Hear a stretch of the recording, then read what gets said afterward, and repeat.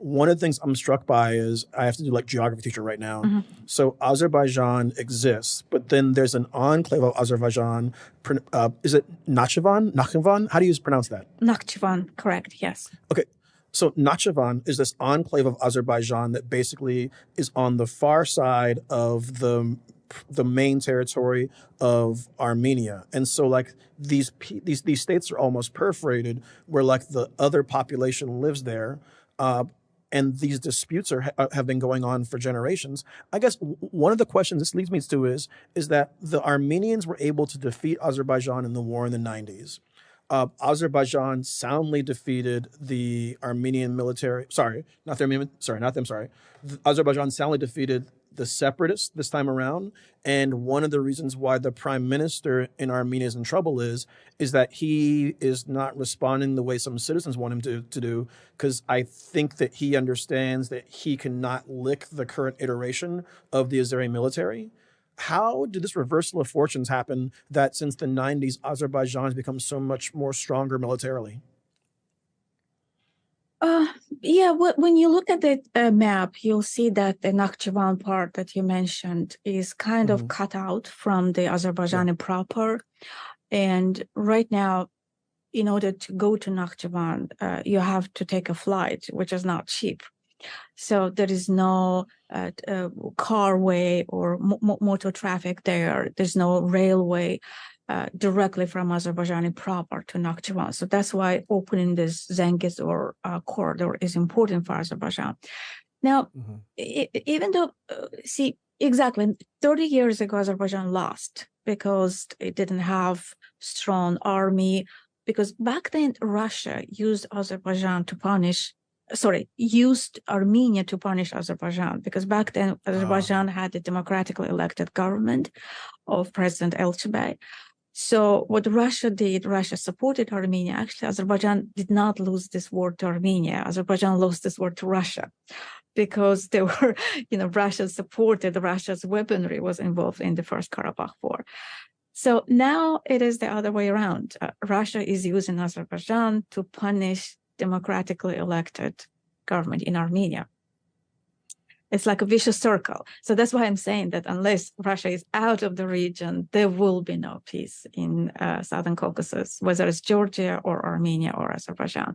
But yeah, for 30 years in Azerbaijan, people dreamed about going back to their homeland.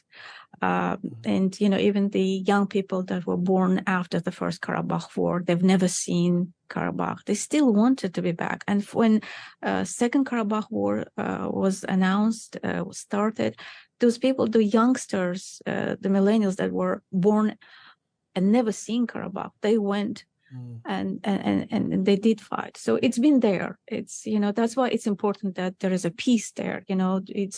I'm really relieved to see the UN report that there was no damage to infrastructure, that those people who left Karabakh this time, they were not fleeing to save their lives like Azerbaijanis did 30 years ago, because it's important. If you want, you don't want animosity or, hatred. You want people to live. And I believe that Azerbaijan perhaps should come up with some kind of a plan to even maybe pay some compensation for the homes. I know they did not do to our refugees, but see what happened 30 years after another war. So you don't want the repeat of that. No, and it's interesting because there are these moments when you can tell you're being propagandized by media. And I was watching a news report, and it was showing that basically these Christian artifacts that exist in Nagorno-Karabakh were being torn down, and that was kind of pushing the ethnic cleansing metaphor or narrative. But like you just kind of implied there, what they're not talking about is the reverse process happened in the 1990s, and a bunch of the artifacts that were Islamic in the same territory were taken down. Which brings me, I think, to my second to last question. The Armenians refer to the area where Nagorno-Karabakh is and the area around it as Artsakh. And so there's this vision they have of claiming not only this territory of Nagorno-Karabakh, but also the surrounding kind of area and territory. What is the basis for their claim to that land besides, let's just that. What is their basis for that claim to that land that exists within Azerbaijan? Armenians have a lot of claims for territory in Turkey, for Azerbaijan. I don't know what about this claim, but in the end of the Second Karabakh War, Armenians occupied not only Karabakh, but also the adjacent regions. So 7 regions of Azerbaijan were under occupation for 30 years. But then, yes, in the end of Second Karabakh War, those adjacent regions were freed. Only the parts of Karabakh was left under the control of the so-called Artsakh. So I think those claims are not really healthy. Even if they're made by Azerbaijan for territories that was there like 100 years ago, they're not healthy. We do have what we have. People want jobs. People want to live their lives. Why should 18 years old be dying in the war? From both sides, really. So I think those kind of narratives that, our historic lands, we're going to go back.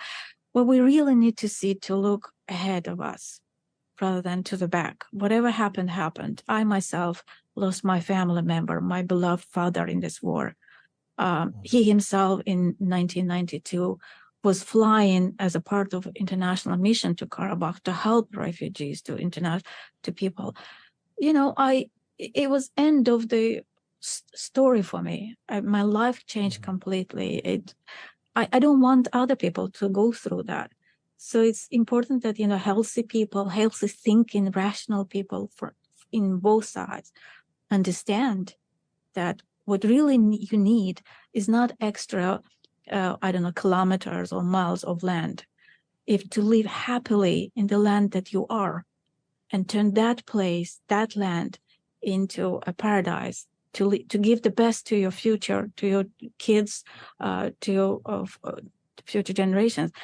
Believe me, it's not just rhetoric. I really believe that. And when I see those politicians who are milking, these opportunities, 100 years ago, this and that happened. Those people never leave their monitors, their computers. It's not their kids who go and die in the war. Look, on both sides, Azerbaijan, Armenia, those who die are the kids or the people, hardworking people, not the politicians. Politicians send their kids overseas. They live luxurious, high-end life in other countries, but those hardworking people pay the price for the gross mistakes that politicians make.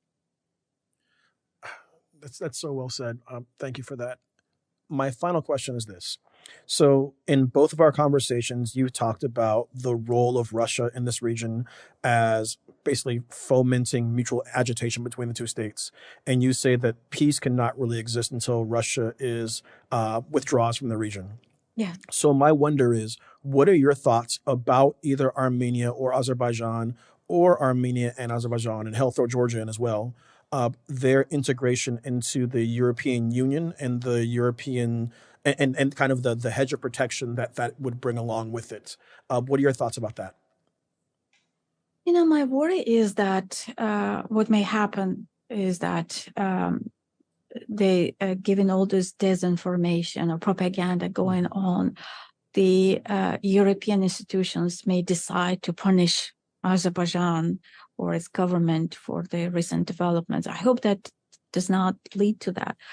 But what Europe should be interested in is, on the contrary, to bring these countries closer to themselves, to help them to get rid of or to distance themselves from Russia. Because, the recent developments, what happened in Karabakh, the number one beneficiary is Russia. Let's not forget that. We don't know what it got, what was the deal there. We'll find out maybe in 20 years. But it punished, Yerevan is continuing to punish Armenia for, having their own elections, for electing their own leaders, so on and so forth. So it's important. The way out, I think, is through democracy. Why is it that Russia wants to be there, to keep these countries under its influence? Because they want their authoritarianism a dictatorship to flourish, because no democracy would ever accept being protectorate of Russia. That's fundamental. So if you want this country to be free of Russia, you got to support its democratic aspirations. So, Azerbaijan, it's very important that Azerbaijan gets its own elections, elects its own government. Look what government we have in Azerbaijan. For 50 years, government transferred, power transfer from father to son. And maybe he will transfer to his own son if there is, God forbid, another war there. So this has to be stopped. If the people are given a chance to vote, they would always vote for peace, not for war. And those people should be supported. That's perfect, and I want to leave it there. If people want to find your work online, including your incredibly prolific YouTube page, where can they look? It's Osmanqizi TV on YouTube. All right. And I'll link to that in the show notes. Thank you again for jumping on, and have a great day, and thank you so much. Thank you very much. Thanks for having me.